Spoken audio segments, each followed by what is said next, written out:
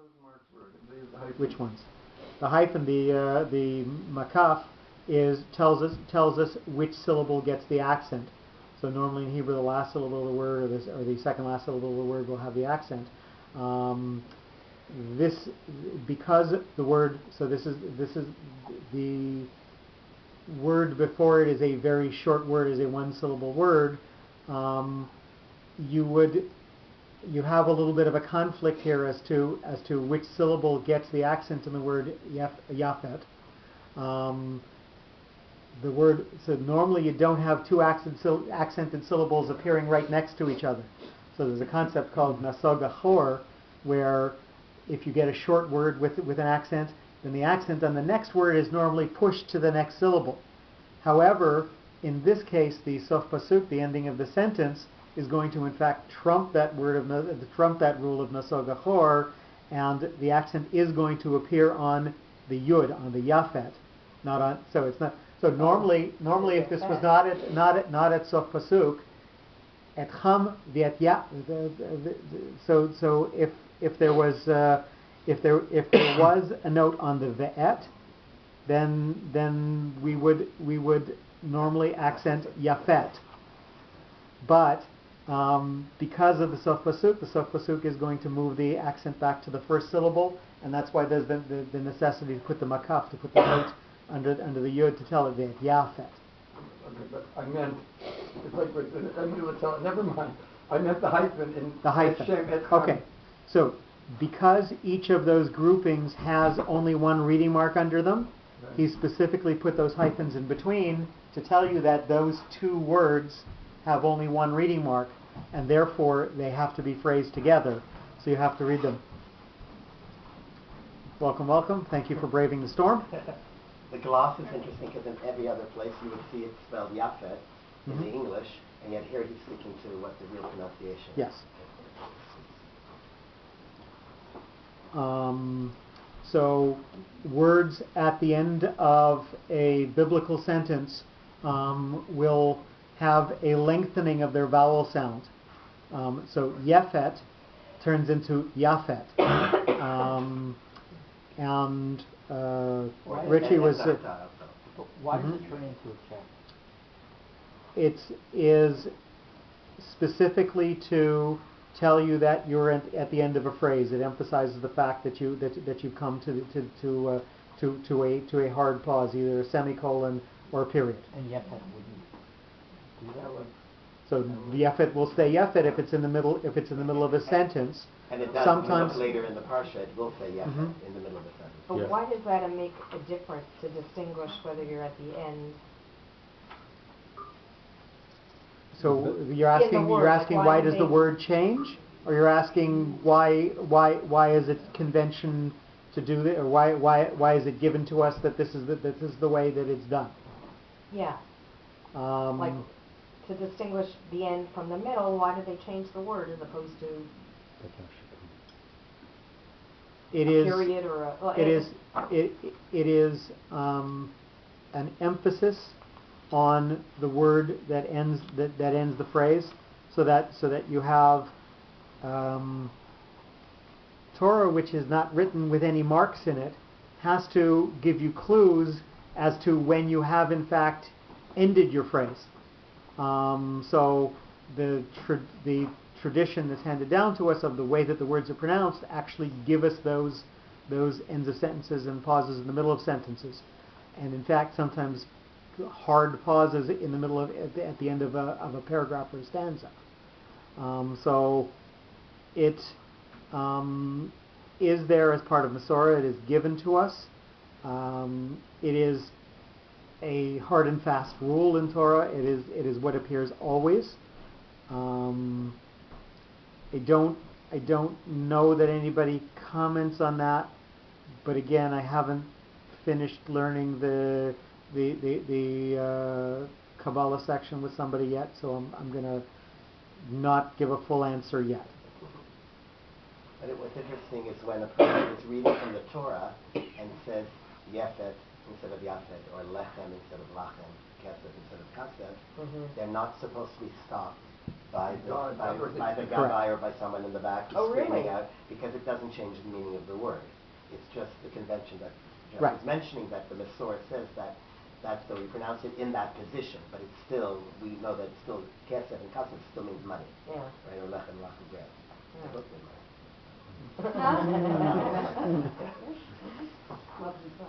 Yeah, that's right. All right, and we're going to go on to the next sentence. Vatishachet haaretz lifnei halokim vatimale haaretz chamas, and it deteriorated. So va and tishachet. This is we'll talk about vav hayipuch in a future class, but suffice it to say that biblical Hebrew again has another one of those conventions where the vav at the beginning of a word changes the tense of a verb from future to past or past to future, and his definition of the word takes that into account. So he does translate it as a past tense, even though so he uses that grammatical rule. And it deteriorated. Number one, when Noach continued. So this has a mercha under it. So again, this is softly connected to what was going on before. It doesn't 100% distinguish itself from everything that's going on before, but is truly leading into what is going on after it. What was that the British? I can't see. A mercha. It's not a severe? It's a mercha. The print is a little bit heavy, but it is a mercha. When Noach continued his efforts to introduce a change in the style of living, he was unsuccessful. The people had already degenerated, adhering to their established mentality, and it deteriorated progressively to lower levels, as indicated by the directional shape of the reading mark. So again, we have this soft connection to everything that's before, but we know that we're leading into what is going to come in front of it.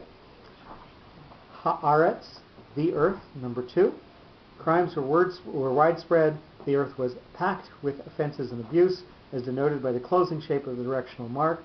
So the earth has to connect itself to Vatishachet, and he's saying all of the things that had deteriorated are going to now flow into the word haaretz, the earth, and he also makes note of that we're using haaretz, not ha'adama.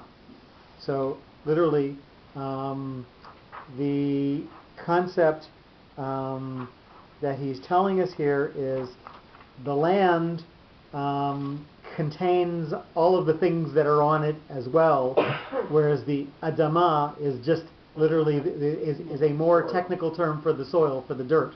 So he's not saying that the destruction literally was the deterioration, I should say, was concentrated in the dirt itself, but concentrated in all of the things that were happening on the land.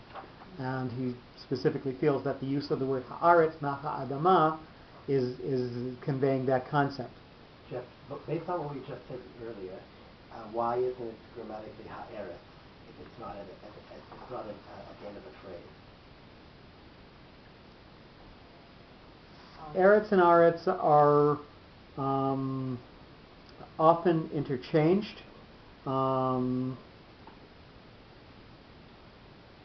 No, isn't Eretz when it's nichud, like Eretz Yisrael? It can be both. It can be both. So eretz can be a connective, sort of a possessive, something that connects to the next world, to the next word. When would you say Eretz by itself? You wouldn't, I don't think. Hushachab ala Eretz? No. You're right. So it's because it's nichud, it's like Beit Sefer. Right. Why would you assume Adama would work in the sentence? So Adama would not work in the sentence. Adama specifically would just refer to the actual physical dirt, the physical earth.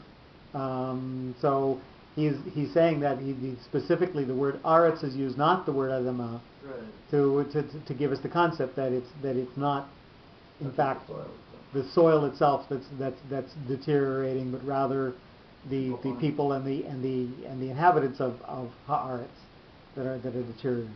Okay, that's not like a big understanding. So we see that that the land and the trees and so on are going to get destroyed. So we do have to differentiate the question of where in fact the deterioration happened, and we have after Adam and after Cain that we have this curse that's put on the land, and the question is. Is it in fact just a further deterioration of the land that just led society to fall down, or was it in fact a like Earth isn't purified the mind necessarily full of Hamas, right? Mm-hmm. So the scientific why would you assume, like, how would okay. the mind work? So we didn't go over all of the days of creation, but I will give you an example. So Rashi specifically tells us that when the trees were created, the trees were supposed to be 100% consistent. The bark of the tree was supposed to taste like the fruit of the tree. So it's eitz pri, a tree fruit, oseh pri limino, that makes a fruit for its particular variety. And what happened? But to say it's eitz oseh pri. We got a tree that makes fruit. So in fact, the trees themselves had this sort of dissension from what they were supposed to do. So and again, there's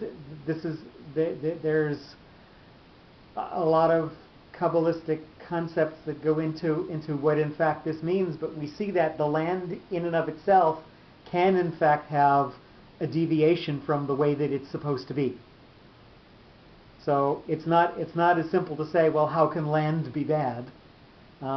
We do see biblical examples of that in fact being emphasized, that the trees don't do what trees were supposed to do. Even the animals, people always say, why are the animals? Why did he destroy all the animals?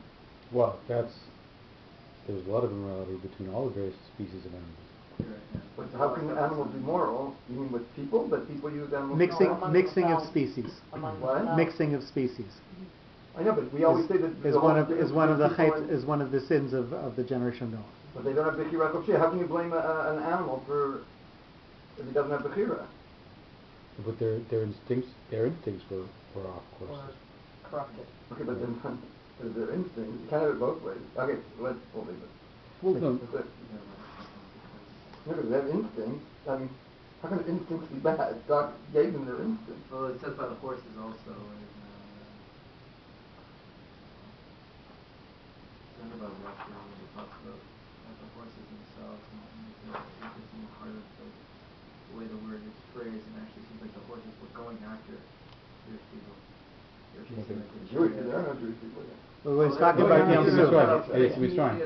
But they were trained to do that. No, but there was something in the wording. It was Okay. So I mean, it specifically mentions Sus Paro, and so like it'll mention the horses as a separate category from the Rechav and the Parashim, from the cavalry and the soldiers, and the chariots. So can you just go back to Merchat Tipcha, because I'm always thinking that Merchat Tipcha is one unit, sort of. Merchat Tipcha is one unit. It is one unit. It is one unit.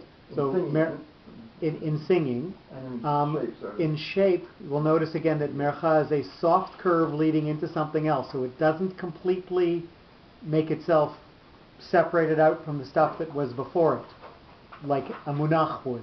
Right. So it's got some minor connection to what's happened before it, but it's specifically flowing into what's happening after it. So wait a minute. Merchat can stand alone, Tipcha can stand alone. Right. But when it's Merchat Tipcha, so that No. Mercha always means this: soft connection to what's before, leading into what's coming after. Regardless. Tipcha always means connecting to what comes before, and softly leading into what goes after. Regardless of whether they're together or not.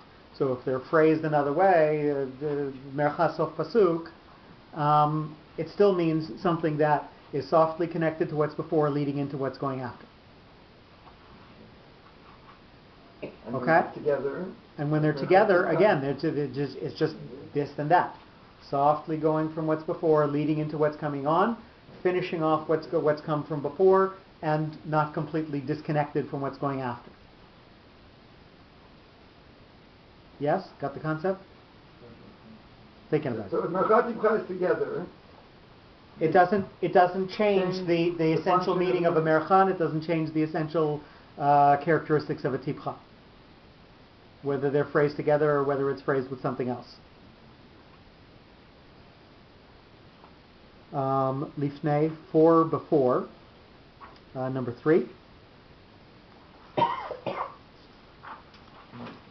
Just before we leave that, in the previous question, there, Batishachet haaretz has merchat tikva, Batimaleh haaretz has merchat tikva. Yep.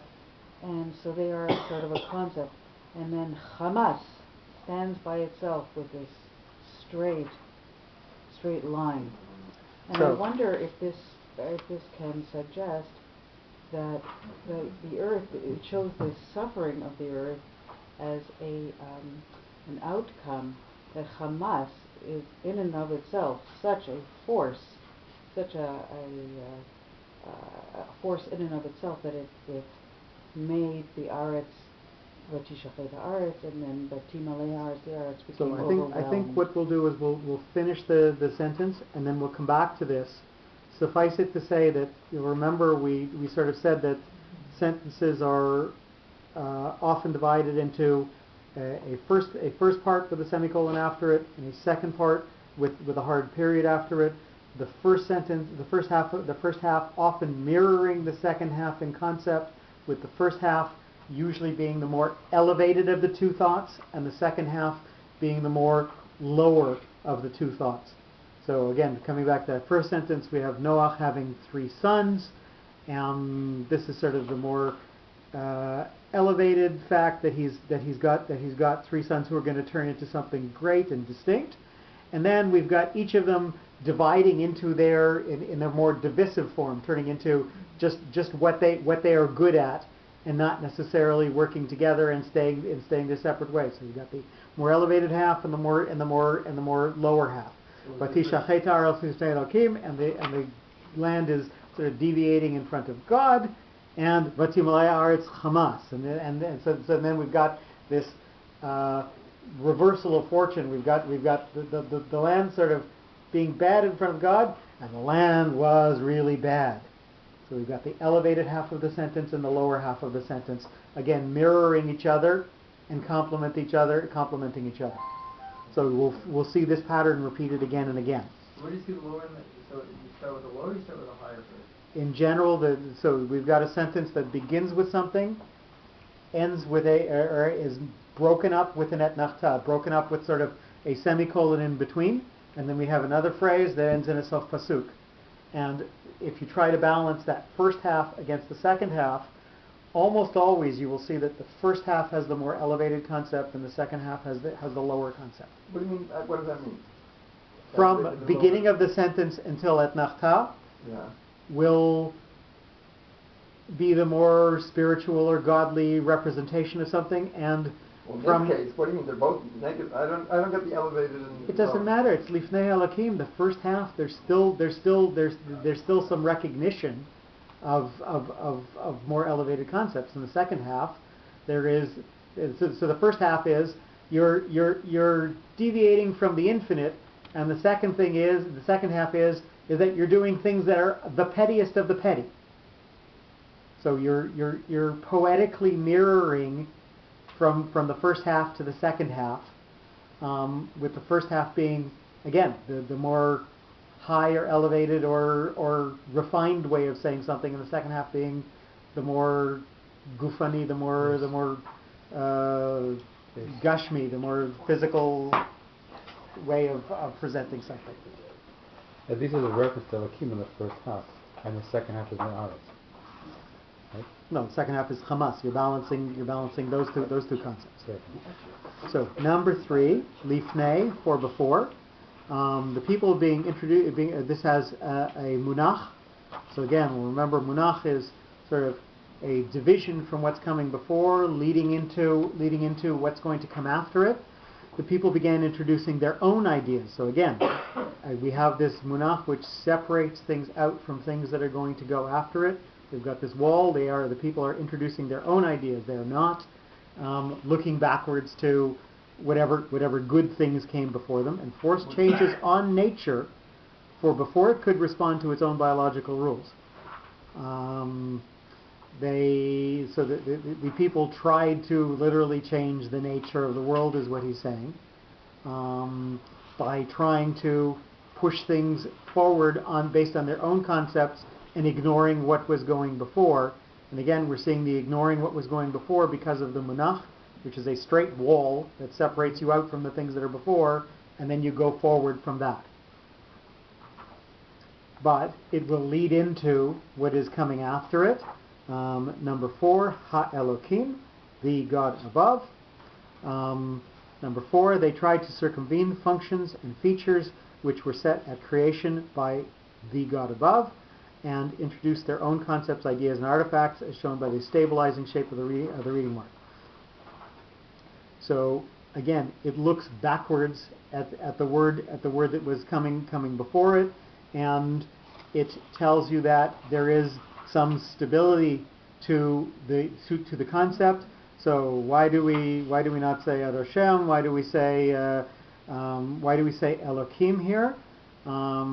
Because we are referring back to Maaseh Breshit. We're referring back to Breshit bara Elokim. So we're using that same note. We have this stable based note, the set nachtah, which has a stable base and looking upwards from it.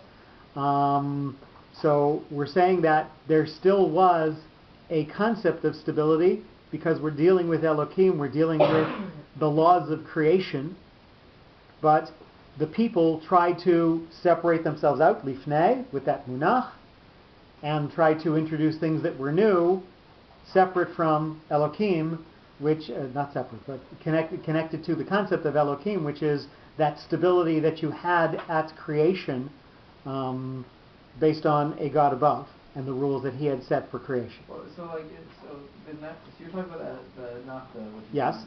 So, So again, it's specifically. That is basically Yad Hashem. Isn't that kind of what it's saying? It's saying that Hashem is basically control everything. The way he deals with the note at Nachta, and again, there's a consistent pattern to each way that and at Nachta causes and results. Right. So the idea is that et Nachta will not always appear under the word Elokim. Right. Et Nachta will appear under a variety of words. Right. But every time we see an et Nachta, we're going to see a pattern. We're going to see a base of stability, possibly with something elevated coming from that and going and pointing to above. So that's the shape of the note et Nachta. You have this stable curved base with a line in the center pointing up. So it's balanced and stable and pointing to something above. So he's saying the fact that this is going on the word Elokim, which draws us back to Breshit bara Elokim, which draws us back to the stability that was trying to be created in the actual creation. That's why that note at Nachta appears under Elokim. So what? So when my grandfather basically wrote the explanation of that Nafta, who's he? Is that the located that Nafta itself, or whatever, or is it Hashem, or is it whatever it's under? Sorry, where do you see the word he? I think it refers to the note. Yes. Yeah. Yes. So he when he's doing that in the introduction, he's referring to the actual Tamei Mikra, to the notes themselves. He does. I believe so. Yes. Well, they. We will at some point discuss the Kabbalistic differences between male and female, and we'll see that they are conceptual, and they do have a specific meaning that is imposed on the words based on the fact of whether it's gendered as male and female. That's true. We will see that there are times when God, in fact, is referred to in a female sense, and again, that has a specific meaning to. Maybe we'll go over this now. just so that people don't leave tonight without this concept. Sure. So we're going to not deal with it on the Sphirot level. There is something even more deep than what I'm going to present to you, but I will give you the concept of male and female. Male is something that has an infinite amount of small ideas and energies to give into a situation, with a lot of potential, but not necessarily a lot of not a question of depth, but not a lot of focus on any one of those possibilities per se. The female, Like a lot of sperm. the female is the concept of taking one of those ideas or concepts, nurturing it and allowing it to grow. So, it fits completely with the biological example. You have millions and millions of sperm, and you only have the female who only donates one egg, and who nurtures it and allows it to grow and allows it. So I'm going to now bring an example of where God is referred to in the female sense. So the people of Israel sin with the golden calf, and God says, I'm going to destroy the Jewish people. I'm going to make Moshe. I'm going to make a new people out of you. And what does Moshe say to God? He says, "Im kacha at oseli." And if this is what you, feminine, are going to do to me, what is he saying? If this is the reality that you are going to create and nurture and allow to continue, so that's why he's using the female sense in there. Before, every time we refer to Elohim or in fact the noun in the masculine sense, we're saying that it's something that has a great potential to do many things from its essence. And there isn't necessarily a particular favoritism to any one of those possibilities. And that is why, for the most part, God, who is the ultimate giver, is someone who is giving you all of these potentials. And for the most part, God is referred to in the masculine sense. And those very few times where we have a reality that we do or don't want to nurture and continue, then God's name will be written in the feminine sense. And If you don't want it to continue. So when you've got a reality that you're going to continue, that's when it's referred to in the feminine sense. Why? V'im kacha ato seli. Why? No. This is the Kabbalistic nature of masculine versus feminine. So it's giving us a little more about the nature of the story, but because the noun is referred to in a masculine or feminine, has to do with every noun as to whether it's written in masculine or feminine, by the way. And we have to realize that people have a combination of masculine and feminine traits. Hormonally, if you look at people, men have some female hormones and females have some male hormones.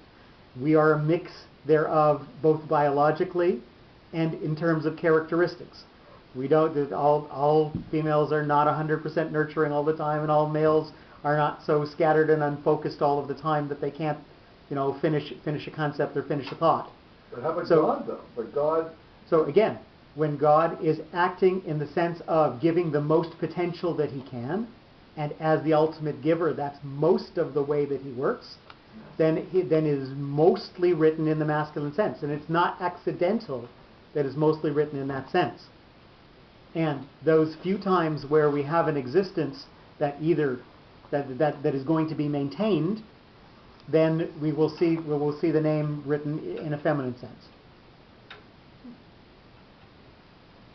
Okay, so this has nothing to do with misogyny. This has nothing to do with saying that one is more elevated than the other. This has to do with the fact that each is conceptually giving us more information. This is something that has potential, and we can fulfill any of those potentials, or this is something that we want that reality, or we don't want that reality to continue. Okay, so now we got through something difficult. Number 4, Elohim. Number 4, they tried to okay, so this, we talked about the Et Nachta, specifically going on Elohim, Elohim referring back to Maseh Breshit, and that's that base of stability that the people are trying to deviate from, Lifnei Elohim. And again, he brings another side note here in B, Lifnei Elohim, for before the God above. The Zohar suggests 2 versions of meaning. Rabbi Yehuda says the crimes are committed openly before the sight of the people without hesitation before God. And Rabbi Yossi says, so again, Lifnei Elohim, so he's specifically bringing this phrase before God.